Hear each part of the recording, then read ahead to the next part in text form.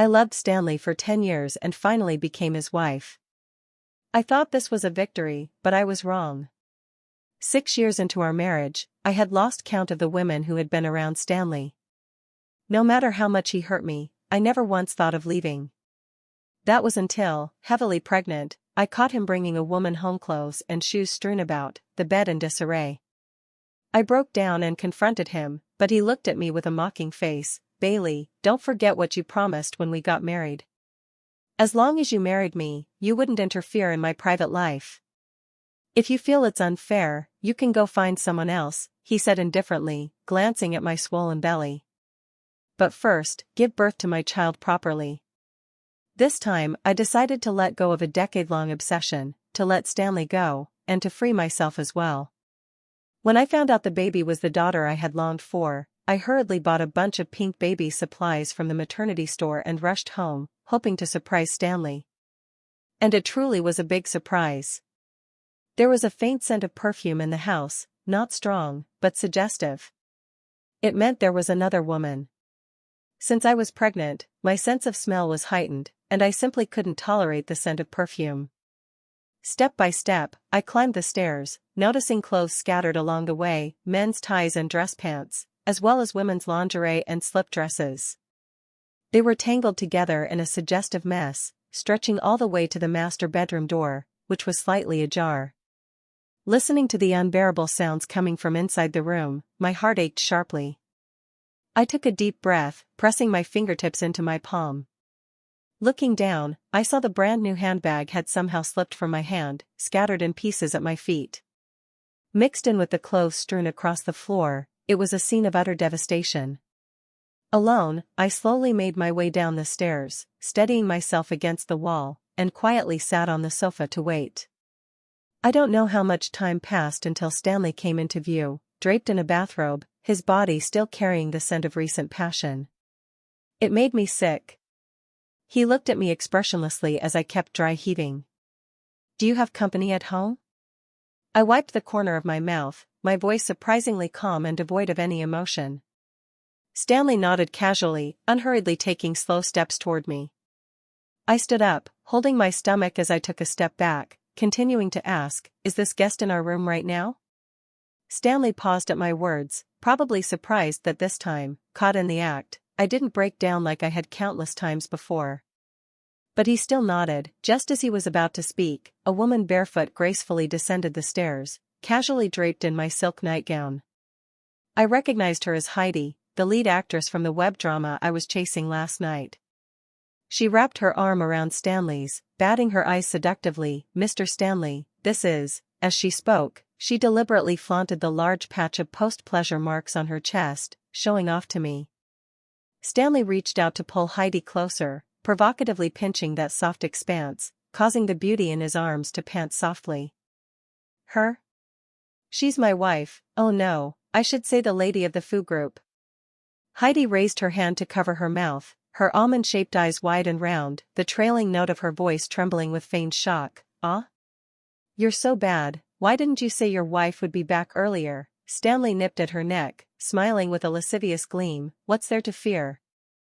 Isn't it more exciting this way?"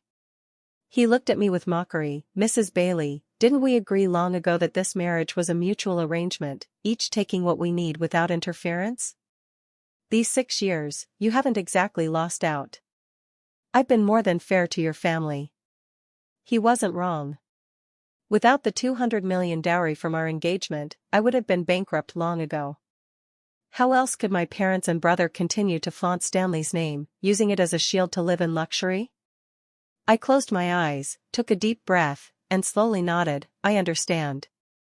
Sorry to have disturbed you." I walked to the entrance, slipped back into the shoes I had just taken off, opened the door, and stepped out, one step at a time. It was as if he sensed that from this moment on, I would be walking out of his life. "Wait." Stanley called out to me, his voice trembling. I didn't turn around. Nor did I say goodbye. "Stanley, I won't wait for you anymore." I walked for a long time, holding my stomach, before finally leaving the Villa district and flagging down a taxi. I opened the door, then turned my head for one last look. Maybe this kind of ending is the best ending for me. I couldn't go back to my parents' home, so I could only return to the small apartment I had before marriage. I washed and dried all the sheets and covers in the washing machine, wiped the tables and floors over and over, not missing even the corners and crevices. After finally finishing everything, I came back to my senses and realized it was already midnight. A dull, cramping pain pulsed in my stomach. I hugged a pillow, curled up on the bed, and suddenly felt so exhausted. A coolness touched my face. I raised my hand to wipe it, only to find it wet. It was tears. 10 years of unrequited love ended so suddenly and unexpectedly, leaving my heart deeply saddened. I thought of the unborn child in my womb, worried about the future livelihood, and lay awake through the night. But Stanley was lost in the gentle embrace of Heidi, unwilling to return. The popular actress had recently been subtly flaunting her happiness on social media, sharing candlelit dinners, jewelry, and designer bags. I knew the setting of the photos and videos all too well. It was my bridal chamber. One photo even showed the reflection of a tall, handsome man in the kitchen preparing a late-night snack on the glass window. That photo thrilled the fans for a long time. It left me dazed for just as long. The man who once wouldn't even bring me a glass of water when I had a high fever was now willing to wash his hands and cook for another woman.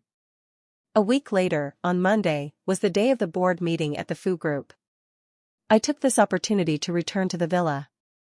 I quickly packed my bags and went downstairs with my documents. I ran straight into Stanley, who was rushing back. Seeing what I was holding, he suddenly sneered, snatched my luggage, and threw it away. I frowned and looked at him. "What are you doing?" "Bailey, I should be the one asking you that. Are you still playing the childish runaway act? What's your next move? Are you going to threaten me with death and despair like before?" Stanley frowned deeply, his face full of disgust as he scolded me. I scoffed, gripping the railing tightly. I had indeed been less clear-headed before, repeatedly threatening him with my life just to win him back. But after what happened last time, I understood that the most important thing is to stay alive. I never want to experience that feeling of life plunging into despair again. Besides, a cold-hearted man like Stanley isn't worth my lingering feelings. Stanley sneered, his eyes full of disdain. "What trick do you have this time? I'm busy and don't have time to mess around with you. Your tactics might work once or twice, but after a while, they lose their effect." I looked Stanley straight in the eye and explained, "You're overthinking it. I'm here to pack up and move out." "Stanley, let's get a divorce." Stanley was momentarily stunned, a rare reaction, then he looked at me with even more impatience. "Divorce? You're carrying my child, and you bring this up now? Do you think you can act arrogantly just because of the baby?" I didn't respond to him. Carefully, I went downstairs, took out the divorce agreement I had prepared in advance from my bag, and handed it to him. "Yes, I want a divorce. I don't want any of your things, I just want to separate from you. Stanley and I have been married for 6 years, but aside from the daily maintenance costs of this villa, he hasn't spent much money on me. To outsiders, I am the glamorous Mrs. Bailey. But only I know that every penny I've spent came from the part-time writing I do online. Since I haven't used Stanley's money during the marriage, I'm even less willing to have any financial entanglements with him now that I want a divorce." Stanley quickly skimmed through it, expressionless, and set it aside.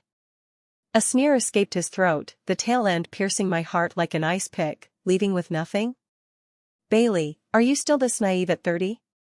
He casually tossed the divorce agreement onto the coffee table, then suddenly stood up and closed in on me, his shadow completely enveloping me. "Without the Fu Group as your big backing, do you really think your father and brother have the ability to make a name for themselves in the business world? After the divorce, what will your family rely on to sustain this lavish lifestyle?" I leaned back to avoid his approach, the emotion swirling beneath my lashes crystallizing into cold frost as I stubbornly pressed my lips together. "Stanley, even if you use my family as your bargaining chip, you can't trap me anymore." As if stunned by the resoluteness in my eyes, Stanley stepped aside, his expression growing even colder and harder. "Reason? After a pause, he conceded, is it because I brought those people home and made you uncomfortable? Sorry, this time it's my fault. I promise you, I won't let them appear in front of you again. My nails dug into my palm, and for the first time, I laughed openly and freely. No need, Stanley. For the past 6 years, I've had enough of your mental torment and abuse, and I've had enough of guarding someone whose heart will never be with me day after day. I suddenly yanked off the only string of beads he had given me, the round beads clattering onto the carpet. Even if I have to serve tables and sweep the streets with the whole family, I will never be your puppet again. Stanley couldn't contain his anger and slammed the door as he left. I thought with his proud nature, it wouldn't take long before he would contact me to finalize the paperwork and kick me out. Unexpectedly, the first call I received was from my mother. On the other end, she cheerfully said, Bailey, your son-in-law just sent me the latest season's luxury brand clothes and bags, bought your brother a supercar, and even handed over the land in the south of the city to your father for development. Your father is so happy he can't stop smiling, saying it's still his daughter who gives him peace of mind and knows how to keep the Fu Group's money God pleased. Bailey, you really are something. Now that I'm out with those wealthy ladies, everyone flatters me, saying how lucky I am to have such a good daughter who married Stanley. A wave of sadness washed over me. It turned out that my value as a good daughter was nothing more than marrying into a wealthy family to appease a husband who didn't love me, just to benefit my birth family. Suppressing my anger, I said to my mother, don't accept anything from Stanley anymore. We're getting a divorce. I couldn't hide my grievance as I told my mother that Stanley didn't love me. He had always resented me for driving away his first love, and over the years, the women around him had been taking revenge on me. But my mother was indifferent. Don't throw a tantrum. Stanley is a man of high status and power, it's normal for him to have several women around him. You need to be magnanimous. Holding on to your position as his wife is what matters most. Besides, now that you have a child, if it's a boy, who could challenge your position at home? If it's a girl, then try harder and have another one sooner. I was so overwhelmed by my mother's words that I burst into tears, painfully questioning her, Mom, just for the sake of this family's wealth and status, you're forcing me to marry Stanley. And now you want me to use a child as a patch for my marriage? But Mom, I've loved Stanley for 10 years. I really can't accept that there are always other women around him. After hanging up, I went straight to Stanley's company. When he saw me, he showed no surprise at all, leaning casually in his leather office chair, fingers playing with a pen. His dark tie made his sharp features look even more aristocratic and cold. Here to admit you were wrong? This time, considering you're still pregnant, I'll forgive you. Don't bring up divorce again in the future. Just behave and go home to be Mrs. Bailey. He pulled out a card and pushed it toward me. There's $5 million on it, compensation for you. I didn't take the card, I just looked at him calmly. Stanley, you don't love me. You even despise me. Isn't it better that I willingly give up my place as your wife now? Stanley's brows knitted into sharp angles, his jawline taut, revealing restrained anger. Bailey, is this your new tactic of playing hard to get? You don't need to compete with those other women. I can tell you clearly, after breaking up with Georgia, I won't fall in love with anyone else, and no one will ever threaten your position. You should understand that mutual respect is already the best outcome for both of us. There's no need for you to expect love from me. If you have any other requests, you can state them. His pretentious demeanor made me sick. Talking about being unable to forget his first love with such deep emotion, yet entangling himself with different women. Like a clumsy actor, playing the role of a passionate lover for so many years. I looked at Stanley coldly and said calmly, no need, Stanley. I just want a divorce. That is my only request. The air in the entire office froze into ice. Stanley's obsidian-like pupils churned with a chilling sense of oppression. After a moment, he grabbed the divorce agreement and quickly signed it. Fine, as you wish, we will divorce. I felt a weight lift off my shoulders and carefully put away the agreement. I smiled sincerely at him. Stanley, thank you. Thank you for making me realize that a heart full of burning love will eventually turn into a blade piercing the chest. After leaving the Fu group, I walked alone down the chilly street. Suddenly, my abdomen cramped again, the pain unbearable, so I hurried to the hospital. After hearing the doctor's words, I clenched my fingers tightly, my knuckles whitening from the effort. The pain in my body was nothing compared to the heartbreak I felt. I gently stroked my belly, tears streaming down without my control. Just at that moment Stanley approached cautiously, shielding Heidi's still flat abdomen. When he saw me, Stanley hesitated awkwardly for a moment, but soon his expression returned to calm and unreadable. Dan said to me, after your checkup, hurry home. Your belly is so big now, don't go wandering around. After saying that, he looked away and, shielding Heidi, prepared to leave. But Heidi suddenly spoke in a sweet, coquettish tone, "Darling, I left my daily vitamins in the car. Could you please go get them for me?" Stanley, unsuspecting, reached out to affectionately stroke her hair before turning to leave. Heidi chuckled softly as she approached me. "What a coincidence, you're here for a checkup too." No wonder Stanley agreed to the divorce so readily. It turns out he was planning to legitimize the woman on the side. But now, I didn't care at all. I stepped past Heidi, not intending to engage with her. She blocked my way and continued to provoke, "Judging by the baby supplies you've prepared at home, you're having a girl, right?" "I'm definitely going to have a son for Stanley." "Oh, by the way, Stanley said the nursery you decorated at home is for our son to live in. You wouldn't mind, would you? And those baby girl dresses you bought, they take up too much space at home. They're an eyesore to me, so I threw them all out yesterday. Anyway, you probably won't need them anymore." Her sly, radiant smile stabbed at my eyes, making them ache. Before she finished speaking, my palm had already struck that carefully made-up face hard. Heidi staggered, steadying herself against the wall, but her fierce gaze instantly filled with tears. The next second, Stanley yanked my wrist with great force, shouting, "Are you crazy?"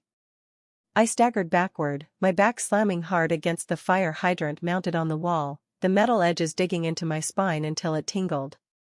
The sharp pain exploded white light before my eyes, my knees buckled, and clutching my stomach, I collapsed to the ground. Stanley didn't even glance at my pitiful state. Carefully supporting Heidi, he turned to glare at me fiercely, "Bailey, you were the one who insisted on the divorce. And now you're here stirring up jealousy? Heidi is pregnant, if anything happens to her, I'll make your whole family pay with her." "Stanley." I leaned against the wall, trying to stand, but the pain made my vision darken. "Take care of your lover." Heidi suddenly began coughing violently, her pale fingertips clutching Stanley's sleeve. "Stanley, I just wanted to check on her health. Sorry to trouble you." Stanley lifted Heidi into his arms. "Bailey, you're free now. Tomorrow at 10 in the morning, we'll finalize the paperwork at the Civil Affairs Bureau." His voice was as cold as ice, not sparing even a single glance at me curled up in the corner against the wall. At that moment, the piercing broadcast suddenly sounded in the corridor, "Patient Bailey, operating room 2 is ready. Please proceed immediately for surgery." Stanley naturally heard the announcement. He looked up at the name scrolling continuously on the screen, his Adam's apple bobbing twice, his gaze instinctively sweeping over to me. But in the end, he held Heidi and walked away, growing more distant. He was with Heidi, awaiting the arrival of new life. Life, for me, had never been a carefully scripted play. There would be no dramatic twists, nor timely redemption. At 10 o'clock the next morning, Stanley and I showed up punctually at the Civil Affairs Bureau. The divorce was processed quickly, so quickly that Stanley didn't even notice the disappearance of my belly beneath my loose clothing. At the door, as we were parting, he suddenly seemed unable to bear it and stopped me, pressing his lips together as he said, "Where are you going?" "I'll see you off." I waved him off.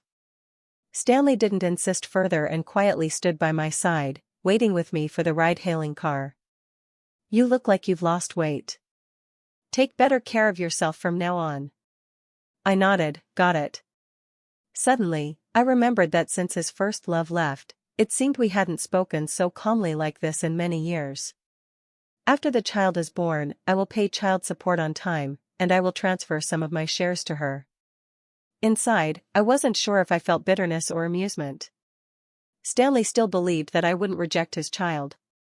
After all, in his eyes, I once loved him so deeply, scheming and desperate to have a child with him. Unfortunately, I wasn't as great as he thought, nor did I have the courage to be a single mother. From now on, I will live only for myself. I said nothing, staring into the man's complex, inscrutable gaze, and calmly got into the ride-hailing car. The car drove steadily forward, merging into the traffic. Through the rearview mirror, I saw Stanley's tall, upright figure standing still for a long time, looking inexplicably a bit lonely. I thought maybe my eyes were playing tricks on me. How could Stanley be lonely? When I was a child, I envied the carefree migration of birds heading south and longed for the poetic scene in my textbooks, walking to where the water ends, sitting to watch the clouds rise. Back then, I planted a seed deep in my heart, vowing that one day, I too would be like the wind, measuring the vast mountains and rivers. But later, I fell in love with Stanley, trapped in the cage of marriage, and gradually forgot that dream.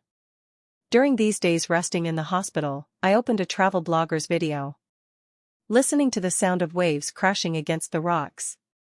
Watching the flickering lights on the streets of a foreign land. On the prayer path of Barker Street in Lhasa, with my palm pressed against the rough prayer wheel, I listened to the murmured scriptures from the Tibetan people. I checked the balance of my bank card, packed a simple bag, and chose Dali as the first stop of my journey. I thought, true freedom is not aimless wandering, but the ability to choose when to stay and when to leave at will. Renting a guest house by Arai Lake, experiencing this different local culture, I found for the first time a voice that resonated with my soul. The days that followed stretched out like a lengthened thread. At 5 a.m, wrapped in a shawl, I went to the shore of Arai Lake to wait for the sunrise, watching the rosy light turn the water's surface into shattered gold.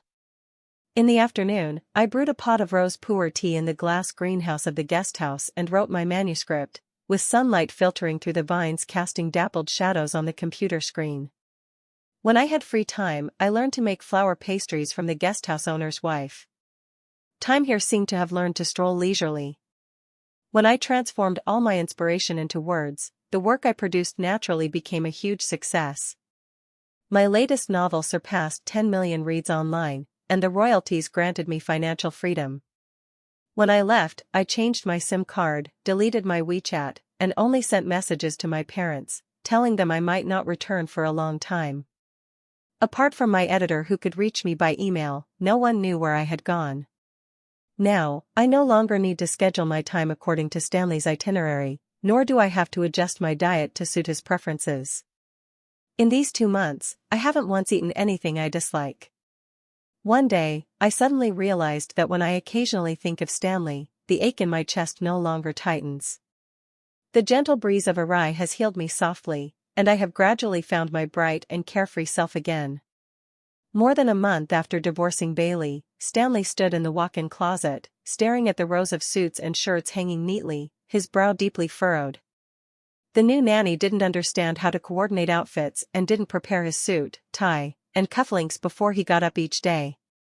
Although she ironed the shirts crisply, she always forgot to spray cedar-scented perfume on the collars.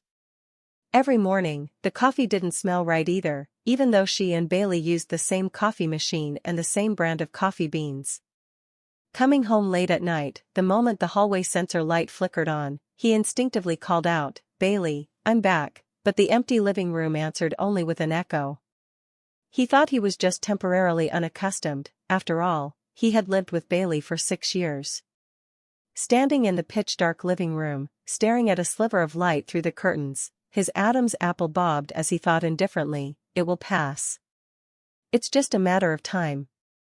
Just as he had once gotten used to having another person in his life, getting used to losing someone also required time.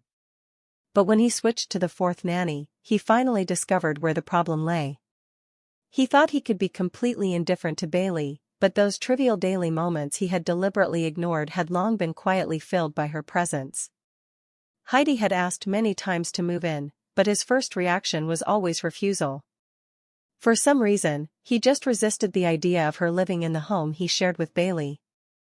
Even bringing her home before was something he did deliberately to spite Bailey. Heidi went to the hospital for a checkup and found out she wasn't pregnant. Stanley took the opportunity to offer her some resources and then broke up with her. He had always treated other women as a pastime, and now he felt nothing but relief. Heidi cried her heart out at the hospital, tears streaming down her face as she cursed him a heartless man. He lost patience and coldly laid it all out. "Heidi, do you want me to count how many sugar daddies you've been with during that time?" The tenderness that once graced his face was gone, replaced by a coldness that made him seem like a stranger. "Stop pretending," he said icily. "We were just using each other. Just because I don't say anything doesn't mean I'm unaware of all your mess. Don't waste time. Take the resources, and don't contact me again." With that, he left Heidi sobbing uncontrollably in the hospital room and turned to leave. One more late night, he woke up abruptly from sleep, finding the space beside him empty. Usually a sound sleeper, he had now started suffering from insomnia. Returning to the old family home over the weekend, his mother looked him over from head to toe and said in surprise, "Why do you look so haggard? No energy at all. Are you sick?" Stanley shook his head and replied casually, "Didn't sleep well." She sighed and scolded, "You've always been like this, never taking care of your health, always socializing and staying up late. It was only after Bailey married in that you started to get a bit more regular. It's only been a few days since the divorce, and you still don't know how to take care of yourself. I'm just saying, none of those women outside can compare to the wife at home." When Stanley's mother found out that Stanley and Bailey had divorced without consulting anyone, she was quite displeased. In her eyes, although this marriage wasn't exactly a perfect match, she was still very satisfied with Bailey as a daughter-in-law. Gentle in temperament and well-mannered, but unfortunately, her son was a reckless playboy. Stanley was tired of these old clichés and impatiently interrupted his mother, "What's so good about her? She just pretends to be innocent and pure to fool you all. If she hadn't schemed to drive Georgia away back then, how could I have married her?" Thinking back to 6 years ago, Stanley's expression grew even colder. Bailey was his college classmate, and during their school days, he had always admired and cared for this soft-spoken girl with a gentle personality. So as soon as she graduated, he kept her close by, personally mentoring her as his assistant. One time, after drinking too much at a social event, he rented a suite upstairs in the clubhouse to rest, and Bailey, worried about him, stayed behind to take care of him. At that time, he had just started dating his then-girlfriend Georgia, and with a clear conscience, he truthfully reported the incident. But Georgia threw a fit, demanding a breakup, and even showed him the ambiguous bed photos Bailey had sent her that night, claiming they had slept together. Stanley had blacked out from drinking and was utterly speechless. To say how much he loved Georgia, actually, he didn't that much. It was just that friends egged him on at the party, and he felt a bit lonely. But no man likes to be betrayed by the friend he trusts most. Later, for reasons unknown, he proposed marriage to Bailey. On their wedding night, seeing the bloodstains on the sheets only strengthened his conviction that Bailey had played a trick on him. Did he have any feelings resembling love for Bailey before? Not exactly. But from that moment on, all the past was wiped clean. My mother was shocked. "What, Georgia? The little internet celebrity you were dating back then? What does that have to do with Bailey? I was the one who sent her away." After all these years, there's nothing left unsaid. Tom's wife recognized her as Tom's former mistress and quietly told me. So I investigated her, and the gynecological records alone filled a thick file. She knew she wasn't clean, took 50,000, and left quietly. Stanley froze in place, and it took him a moment to find his voice. "Why did you keep this from me?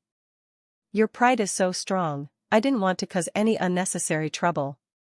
But you should remember, during that time I forced you to take a full body checkup. Luckily, you kept yourself clean and didn't catch any nasty diseases." Suddenly realizing, "What did you mean just now? What do you mean Bailey played tricks? You don't think Bailey did something, do you?" Are you saying you married Bailey not because you liked her? She slammed the teacup down on the table, frustrated beyond words. Stanley. You're being ridiculous. You've known Bailey for so long, don't you understand what kind of person she is? Yes, Bailey is the one who should know him best. Once, her eyes always held an unworldly clarity. When she spoke to him, she would unconsciously tilt her head slightly, radiating an unguarded innocence and trust. Passing by stray cats, she would crouch down and gently soothe them. What he admired most about her back then was all the kindness she carried in the world. He was deep in thought, as if the resentment he had bottled up for years suddenly deflated. Yet he refused to admit he was wrong. After all, he didn't have a God's perspective, and Bailey had never explained.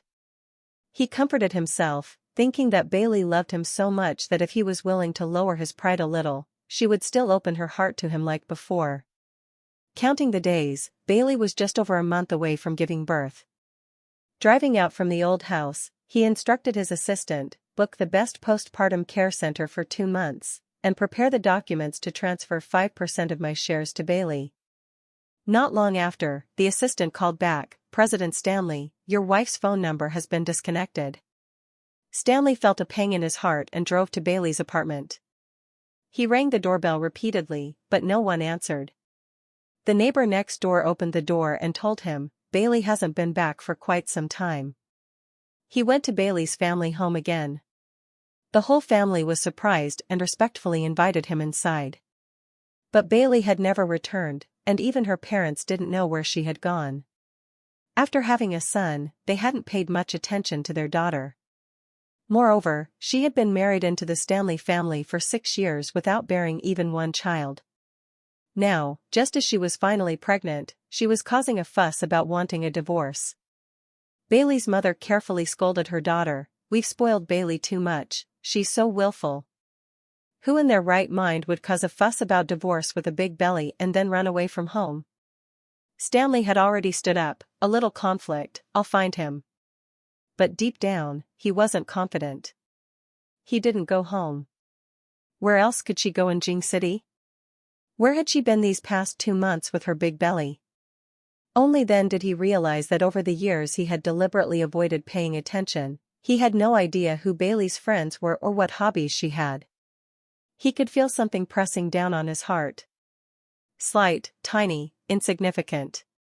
Enduring the discomfort in his chest, he drove straight to the hospital where Bailey was having her prenatal checkups. The hospital must have her emergency contact number and address. But when he arrived and used his connections to access Bailey's medical records, the answer he received struck him like a bolt from the blue. It was just the day before their divorce. He had never imagined that Bailey, who wouldn't even dare to step on an ant, could have such courage. He had felt the baby move, had secretly marveled at the miracle of life. It wasn't until this moment that Stanley belatedly realized he was filled with regret. The innkeeper looked to be in her 40s, and to my surprise, she had a son only 2 years younger than me. Her son, Tucker, was a freelance musician who had returned to Dolly for a brief rest after finishing a project. As we grew familiar, we often drank tea and chatted together in the greenhouse.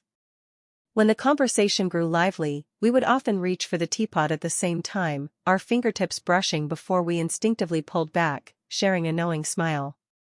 Sometimes, when our stomachs started growling, we suddenly realized it was already past mealtime.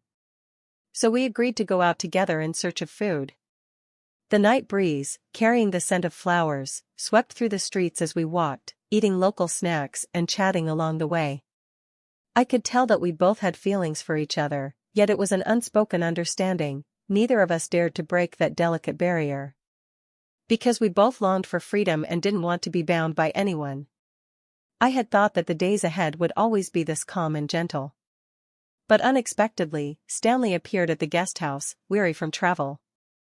The surprise wasn't that he could find me, after all, he was always resourceful. What was surprising was that he had crossed thousands of miles to come here looking for me. After all, now that he was finally free of me, he should have been with a beloved, lost in bliss, not longing for the past. The light shone on his face, and only then did I see clearly that Stanley looked somewhat haggard.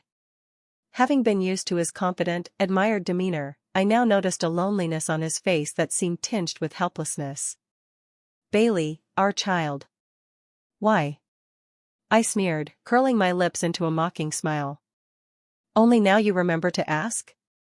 That day you were at the prenatal checkup with your new girlfriend, did you forget? I had thought Stanley was here to confront me angrily, but he paused for several seconds, opened his mouth, and, unusually awkward, spoke. This is for you. He spread his palm and reached forward. It was the pearl necklace I had torn to shreds the day we moved out of the villa. Somehow, he had picked it up, repaired it, and strung it back together. There were 2 beads that rolled off somewhere. No matter how hard I looked, I couldn't find them. I stared at the item in his palm but didn't reach out to take it. After a long moment, a somewhat self-mocking smile suddenly curved on my lips. No need, I can't take the responsibility. Stanley didn't force me to accept it and quietly put the bracelet away. He reached out to touch my wrist, but I turned aside to avoid him. His lips pressed into a round curve, his voice hoarse with pleading, Bailey, come home with me. Can we start over? Recalling the sharp look Stanley gave me when he saw me with Tucker just now, I looked at him coldly. Stanley, are you feeling resentful because you think your possession has been invaded and touched? I'm not, he hurried to deny, but I cut him off decisively. Yeah, what is there that someone like you, a favored child of heaven, can't have?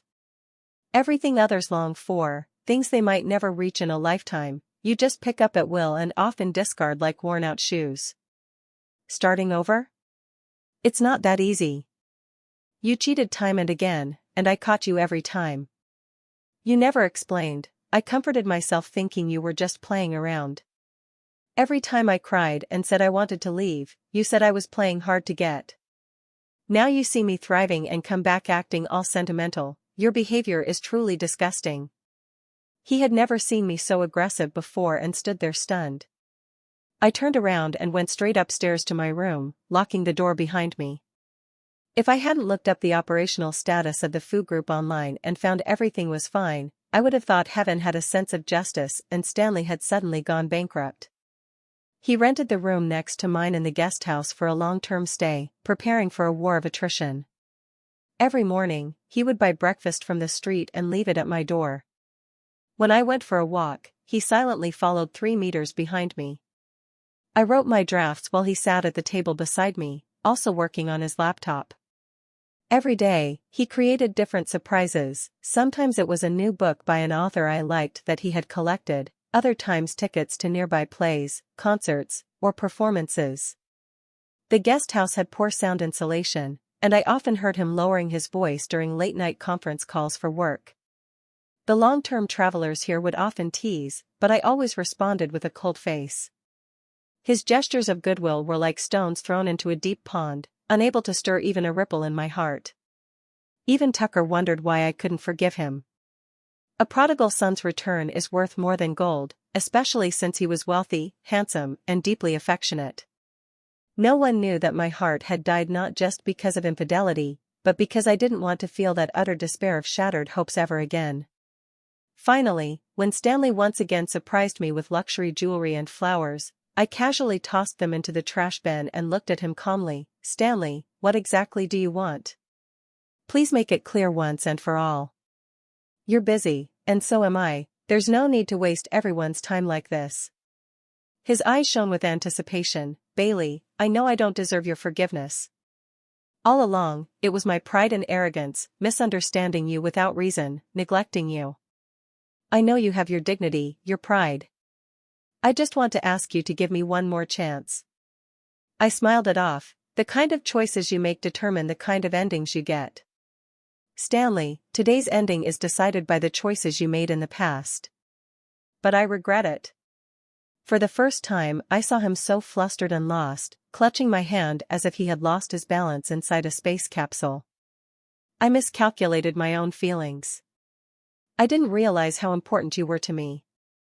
All these years, I was just trying to see whether you were just making noise or truly upset.